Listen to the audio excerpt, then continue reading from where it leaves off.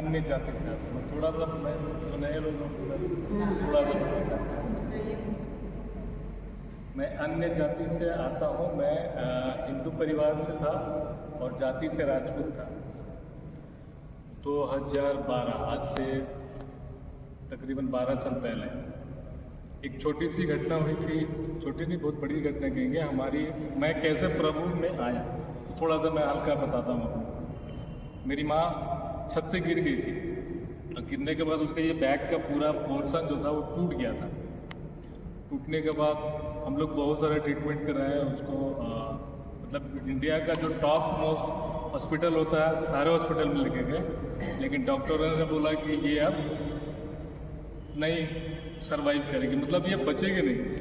मतलब medical science में कोई इसका इलाज नहीं है। आप इनको घर ले जाइए और घर ले जाने के बाद जितना दिन ये रहेंगे उसके बाद फिर हो सकता है, मतलब जब तक रहेंगे ठीक है, नहीं तो फिर इनका इलाज नहीं चलेगा। तो एक भाई एक इमानुएल ग्रुप रांची में चलता था। इमानुएल ग्रुप बोल के अमर करकटा उसके फाउंडर थे। वो जैसे आज दीदी करती है गुजरात में, वो प्रभु के वचन को बांटते थे। तो किसी ने बताया कि आप एक बार उनसे प्रेयर कराइए। तो मैं गया उनसे मिलने के लिए, तो मैं मिल नहीं पाया उनसे। तो उनसे मिल नहीं पाया तो फिर किसी ने मुझे जीसस कॉल के बारे में बताया, डॉक्टर पॉल दिनकर। तो उनका मंगल टावर में कॉल सेंटर है, प्रेयर टावर है। मैं गया वहाँ, मैंने उनको बताया कि ऐसा ऐसा है। तो वहाँ से एक बहन थी, उसने मेरे लिए प्रेयर किया, ठीक है। और प्रेयर करने के बाद मेरी माँ जो थी, मैं उसको वापस रांची लेके आया। मैं औरंगाबाद से बिलोंग करता हूँ, बिहार में थी। तो मुझे लगा कि ये बेड पे रहेगी तो अच्छा नहीं है, इसको हॉस्पिटल में ले जाते हैं, जो भी होगा वही देखेंगे। तो मैं उनको लेके आया और प्रेयर हो चुका था और मैं भी करता था, जैसा मुझे आता था मैं बोलता था। तो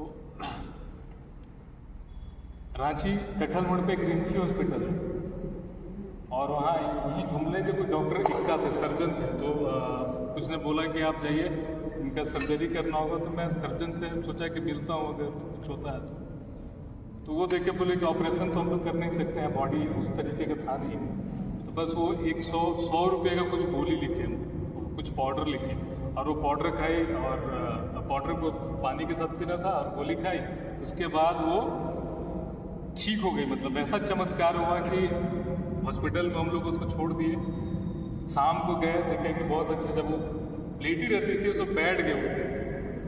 और 2 दिन के बाद हम लोग उसे घर लेके आए। वो चलने लगी, मतलब टेढ़ा होकर चलती थी लेकिन चलने लगी। और उसके बाद 2023 में वो मतलब इस राज्य को छोड़ के चले गए, स्वर्ग के राज्य में। तो जहाँ सब कुछ खत्म हो जाता है, वहाँ एक रोशनी है जिसका नाम है यीशु।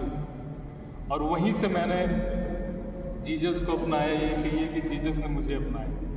वहाँ से मैंने वो चमत्कार देखा, करिश्मा देखा, जो भी कहिए आप, कि जहाँ लोग असफल हो जाते हैं, जहाँ कोई शक्ति काम नहीं करता, कुछ भी दिमाग काम नहीं करता है, तहाँ पर कुछ तो है। प्रभु बोलता है कि कुछ तो। आज का शीर्षक यही है, आज मैं यही बताने वाला हूँ कि कुछ तो है। जहाँ सब खत्म हो जाए तब एक वर्ड आता है, रुको, कुछ तो है। ये कुछ तो वर्ड जो है ना, कुछ तो है, ये वही वर्ड है जो परमेश्वर बोलता है, रुको, कुछ तो है, मैं हूँ, ठीक है। तो वहाँ से मैं विश्वास में आया और आज 12 साल हो गए। मैं कहीं कहीं जैसे आप लोगों के पास आया तो अपना एक्सपीरियंस को शेयर करता हूँ, जो अनुभव करता हूँ वो शेयर करता हूँ, कुछ वचन बोलता हूँ आप लोगों के पास, ठीक है। तो ये छोटा सा मेरा स्टोरी है। और बहुत छोटा सा जगह से मैं आया, जॉब करता था, प्रभु से मांगा, बिजनेस मिला, बच्चे भी हैं, घर भी है, सब चीज़ है, गाड़ी है, बहुत अच्छे से लाइफ कट रहा है, कोई दिक्कत नहीं है। लोग आते हैं तो मैं उनकी मदद भी करता हूँ। तो मैं इसलिए कह रहा हूँ कि मुझे ये सब क्यों मिल रहा है, क्योंकि मैं जैसे दाऊद, बाइबल में दाऊद के बारे में आप सब जानते हैं। दाऊद जब निकलता था घर से तो बोलता था कि प्रभु अगर तू मेरे साथ नहीं चलता है तो मुझको मत भेज, क्योंकि मैं नहीं जा सकता, मैं नहीं कर सकता तेरे सामर्थ्य के बगैर। तो परमेश्वर से वो हर काम को पूछ के करता था। मैं भी वही करता हूँ। मैं जब घर से निकलता हूँ तो उसको साथ जाता हूँ, उसको अपने साथ लेके जाता हूँ, चलो यहाँ जा रहे हैं। मतलब जैसे नॉर्मली आप लोग अपने बच्चे से बात करते हैं, अपने मम्मी पापा से बात करते हैं, मैं उससे बात करता हूँ। आज भी मैं जब घर से निकला तो मेरी गाड़ी का पहला सीट में वही बैठता है, मैं किसी को बैठाता नहीं हूँ। बोलता है चलो चलते हैं वापस। 2 वर्ड बोलता हूँ, हालेलुया। उसका बोलते हैं कि प्रभु गुमला जाना है। घर को लॉक करता हूँ, गाड़ी निकालता हूँ, चलो चलते हैं। रास्ते में गाना गाता हूँ, बात करता हूँ, हर चीज़ को उसके लिए दे देता हूँ, समर्पित कर देता हूँ। और हम लोग हर चीज़ को शेयर करते हैं उसके साथ। मैं आपको बताना चाहता हूँ, जैसे आज का दिन दीदी बोली हम लोगों को कि आज का दिन है, चर्च में अनाउंसमेंट हुआ कि आज हम लोग प्रेयर करेंगे। बट बहुत छोटे से हम लोग 8, 10, 20 लोगों की एक फैमिली है जो इकट्ठा हुई है, बाकी लोग नहीं आए, ठीक है। एक पास्टर है, शेयर करता हूँ आपके साथ। एक पास्टर है, अभी भी है वो पास्टर, उनका नाम है पास्टर अरुल थॉमस।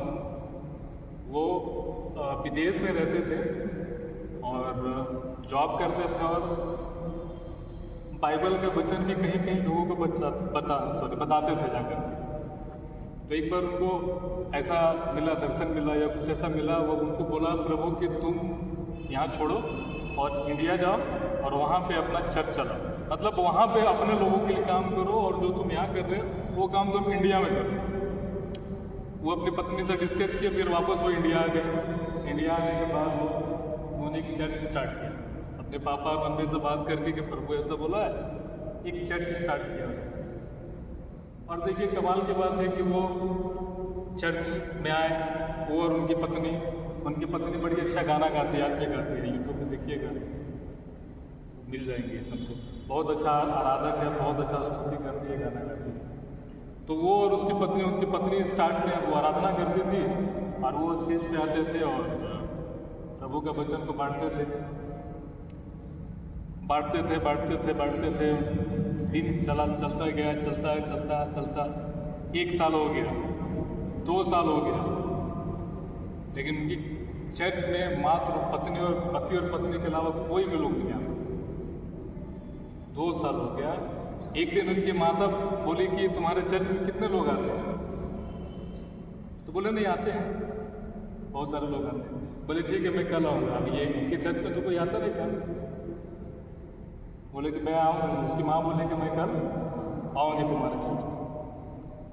ये तो फंस गए, अब क्या करूँ? बोले ठीक है। ये लोग गए कि चलो कुछ करेगा प्रभु। चर्च स्टार्ट हुआ। उसकी माँ बार बार दरवाजे की तरफ देख रही है, बहू गाना गा के चली गई, ठीक है। बेटा भी आया, बीच कर रहा है, कोई लोग नहीं आ रहे हैं। तो उसकी माँ को लगा कि उसकी बहू जब गाना गा रही थी तो ब्लेसिंग के लिए बोल रही थी कि आप सब जितने लोग यहाँ पे हैं, सब पे पवित्र आत्मा का अभिषेक आने वाला है। उसकी माँ सोची कि मेरी बहू पागल हो गई, ठीक है, कोई है नहीं और ये किससे बात कर रही है, ठीक है। उसके बाद फिर उसका बेटा आया। बेटा भी आकर के बोला कि आप जितने लोग हैं, आज आपके सारे बंधन खत्म होने वाले हैं। सोचे कि बहू के साथ मेरे बेटा ही पागल हो गया, दोनों पागल हो गए, लगता है इतना दिन से। तो उसके बाद फिर ऑफरिंग का बात आया। तो उसका बेटा बोला कि माँ हम लोग 2 साल से चर्च चला रहे थे, सिर्फ मैं और मेरी पत्नी ऑफरिंग करते थे। आज पहली बार चर्च में 3रा लोग, मतलब 13 एक ऑफरिंग आया, ठीक है। उसके बाद चलता गया ऐसा ही। 2.5 साल बीत गए। 2.5 साल बीतने के बाद भी बस वही 2 लोग पति पत्नी चर्च चला रहे थे, ठीक है। एक दिन क्या हुआ कि एक लड़का आया उसके पास, फ़ोन किया, कहीं से नंबर मिला, कोई बताया उसकी बहन को एक बीमारी थी, जो बीमारी ठीक नहीं हो रही थी। डॉक्टर बोला कि नहीं हो सकता है भाई, रखो अब इसको घर में जैसे लगता है। तो कहीं से उसको पता चला जीसस के बारे में, जैसे मुझे पता चला था, तो उसी तरीके से जब उसको पता चला तो ढूंढते ढूंढते आया, फ़ोन करके आया, चर्च में आया, देखा कौन है, बोले मैं ही पास्टर।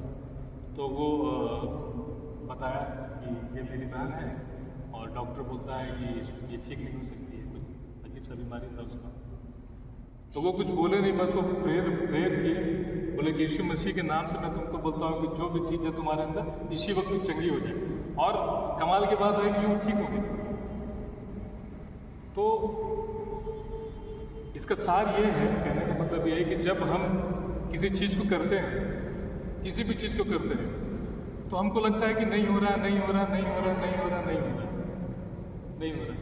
इससे पहले क्या हुआ, जब ये चंगाई मिली उसको, जब उसके पास स्वाद मिला, उससे पहले क्या हुआ, ये थक गया और गया प्रभु के पास, गिर गया घुटने के बाद, बोल रहा है कि यार मेरे से नहीं हो रहा, अब मैं नहीं कर सकता। 2 साल 2.5 साल मैं और अपनी पत्नी आकर के वचन बोल रहे हैं और गाना गा रहे हैं, हमें लोग दोनों सुनते हैं, कोई भी नहीं आ रहा। प्रभु अब हम नहीं कर सकते, तो प्रभु बोलता है कि चल मैं करूँगा तुम्हारे लिए। आप याद रखिए बहन कि जब भी आप रोते हैं ना, हम रोते हैं, कोई भी रोते हैं ना, तो वो आपका आंसू ना, प्रभु बोलता है अपने चेलों दूत को, स्वर्गदूत को बोलता है कि जाओ उसका आंसू को ले गया, और वो एक ना कुप्पी में भरते रहता है। ठीक है, हमको लगता है कि हम रो रहे हैं लेकिन हमको कुछ भी नहीं मिल रहा है, प्रभु हमको कुछ नहीं दे रहा है, कुछ नहीं दे रहा है, कुछ भी नहीं मिल रहा है। लेकिन आपका आंसू, जितने लोग आंसू बहाते हैं उसके सामने ना, आप ये विश्वास करिए कि वो आंसू आपका वेस्ट नहीं जाता है। वो इतना चिंता करता है आपका और हमारा कि हर एक आंसू को वो इकट्ठा करके रखता है, और जब वो भर जाता है कुप्पी ना, उसके बाद दूसरा जगह से आपको उस आंसू का परिणाम और आपको फल देता है। लेकिन हम लोग इंतजार नहीं कर पाते। कल मैं दीदी से बात कर रहा था, तो इनको एक स्टोरी बता रहा था कि एक आदमी था, वो ऑफिस आता था, रोज ऑफिस गया, शाम को आया, खाना खाया और कुछ बिस्किट्स लेकर के अपने कॉलोनी में छोटे छोटे कुत्ते के बच्चे थे उनको खिलाता था। रोज का उसका काम था। ऑफिस गया, ऑफिस से आया और कुत्तों को बिस्किट खिलाया।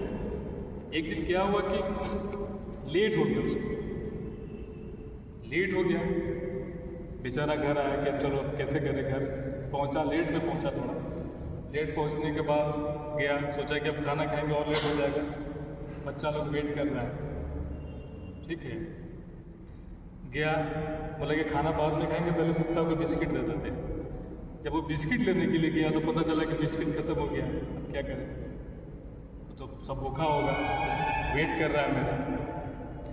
उसके बाद वो अपनी पत्नी को बोला कि काम करते हैं, रोटी दो, रोटी खिलाता हूँ। लेकिन बच्चे थे छोटे, वो बिस्किट खाने के आते थे, रोटी वो खा नहीं रहे थे, रोटी नहीं खाए। फिर वापस घर आया, क्या करें, अब क्या करें, अब क्या करें। उसके बाद वो क्या किया कि फिर उसको याद आया कि कुछ गेस्ट के लिए अच्छा वाला बिस्किट रखा हूँ कहीं, ढूंढता है तो वो भी बिस्किट मिला 8 पीस।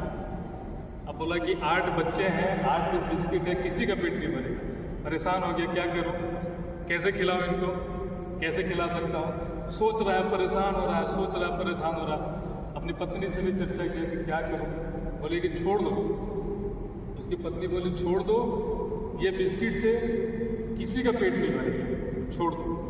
फिर वो खाना खाया, लेटने के लिए गया, लेकिन फिर भी उसको मन नहीं मान रहा था, सो नहीं पा रहा था, बेचैन था। उसको लग रहा था कुछ तो है, कुछ तो है, क्या है, क्या है, बेचैन बेचैन होकर के फिर वो निर्णय लिया कि नहीं, मैं ये 8 बिस्किट ही लेके जाऊंगा खाने के लिए।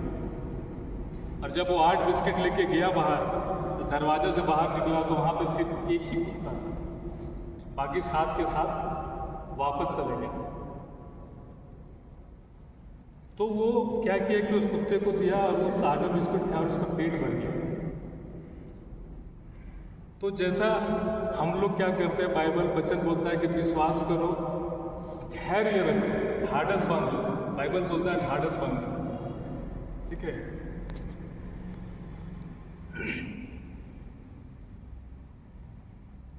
जैसे हम लोग मांगते हैं, हम लोग मतलब प्रेयर करते हैं तो पिता से मांगते हैं कि प्रभु ये चाहिए, चाहिए, चाहिए, लेकिन उसका उत्तर नहीं आता है हमको।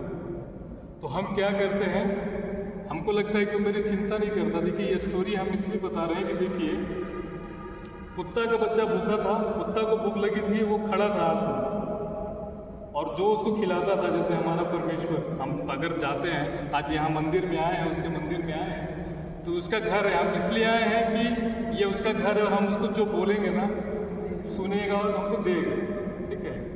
लेकिन अगर वही देर होता है तो हम वापस लौट जाते हैं, क्योंकि हमारा विश्वास बहुत स्ट्रॉन्ग नहीं रहता है। बच्चन को हम बांध के नहीं चलते हैं। जब बोला है कि तुम जो भी मांगो तो ये प्रतीति कर लो कि तुम्हारे लिए हो गया है। हो सकता है कि वो कुप्पी का तेल, आपका आंसू जब भरेगा कुप्पी में ना, तब उसका रिजल्ट आएगा। आप देखिए वो चर्च स्टार्ट किया, 2 पति पत्नी मिल करके 2.5 साल तक एक भी लोग नहीं आए, लेकिन वो रोज प्रीच करता रहा इस विश्वास के साथ कि एक ना एक दिन प्रभु मेरे लिए काम करेगा और इस चर्च में लोग आएंगे। और आज देखिए चर्च उसका भरा हुआ है। उसी तरीके से 8 कुत्ते के बच्चे थे वहाँ पे, लेकिन 7 के साथ लौट गए कि नहीं आएगा, और एक बैठा रहा और ये गया और वो तृप्त हुआ और पूरा का पूरा उसको आशीष मिला। हम लोग वही करते हैं। हम लोग गए, मांगे, आज नहीं मिला, चलो फिर कल आते हैं, कल फिर मांगे, नहीं मिला, चलो फिर देखते हैं, परसों फिर गए, नहीं मिला, शैतान आता है, किसकी आराधना करता है तो मांग रहा, तुमको दे नहीं रहा है,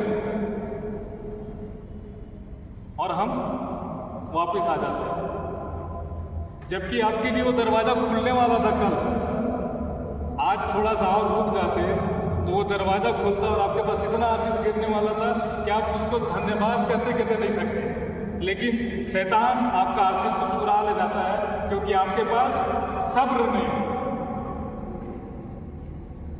सब्र बहुत 3 वर्ड का वर्ड है, सब्र, लेकिन अगर वो आपके पास नहीं है तो कुछ भी नहीं है। आप सोचिए ना कि आप एक्सपेक्ट करते हैं कि हम प्रभु से मांग रहे हैं, हमको नहीं दे रहा है, वो भी तो एक्सपेक्ट करता है। हम सुबह उठते हैं, इंतजार में रहता है कि मेरा बच्चे, मेरा बेटी आएगा, हमसे बात करेगा, बोलता नहीं अभी नहीं, मैं लेट हो रहा हूँ, ऑफिस आ रहा हूँ, चलो ठीक है, समझ गया वो कि मेरा बेटा ऑफिस आ रहा है। रात को आया, इंतजार में बैठा रहता है कि चलो अब हमसे बात करेगा। प्रभु बहुत थक गए हैं यार, छोड़ दे यार, नींद लग रहा है, आप सो जाते हैं। हम लोग सब यही करते हैं जनरली। 2% 3% लोग हैं जो बात करते हैं या प्रार्थना करते हैं या बाइबल बोलते हैं या इसको समझते हैं कि हमको बात करने की कोई इंतजार कर रहा है कि मेरे बच्चे, मेरे बेटी आएंगे मेरे पास, उससे बात करेंगे, यहाँ देखो प्रभु आज का दिन ऐसा था, आज मैंने ये किया है, आज मैंने वो किया है, और अभी आया है। ऐसा नहीं है कि वो नहीं जानता कि आप क्या कर रहे हैं, कि मैं क्या कर रहा हूँ। वो हृदय को देखता है, सबको देखता है, लेकिन वो आपके मुंह से सुनना चाहता है। जैसे आप सबके बच्चे होंगे, सभी के, जब बच्चे जब चलते हैं तो फील करते हैं कि माँ पापा के जल्दी से पापा बोले माँ, उनको लगता है कि बोलेगा, एक टाइम है बोलेगा, लेकिन आपको लगता है कि आज आएगा, लेकिन आप इंतजार करते सही। तो वो ईश्वर क्या जानता है, लेकिन आप बोलते नहीं, हम उससे बात नहीं करते, इंतजार करता है। पवित्र आत्मा बोलते रहता है कि चलो अब बात करो, अब बात करो, अब बात करो। फिर क्या होता है कि वो आपको बोलता है, आपको जगाना छोड़ देता है और आप गिरते जाते हैं। क्यों होता है पता है? क्योंकि आप अपनी बुद्धि का सहारा लेते हैं। बाइबल बोलता है कि अपनी समझ का सहारा मत लेना, संपूर्ण मन से यहोवा पर भरोसा रखना, ईश्वर पर भरोसा रखना। जब भी तुम मुसीबत में रहो, जाओ उसके पास, पुकारो उसको, वही उत्तर देगा, वही संभालेगा, वही कर सकता। दीदी ना मैं कर सकता हूँ, ना ये कर सकते हैं, ना डॉक्टर कर सकता है, दुनिया में कोई नहीं कर सकता है जो वो कर सकता है। जहाँ आपकी आशा टूट जाती है, जहाँ आपका उम्मीद खत्म होता है, वहाँ से वो काम करना स्टार्ट करता है। लेकिन हम उसके पास जाते नहीं, हम विश्वास नहीं।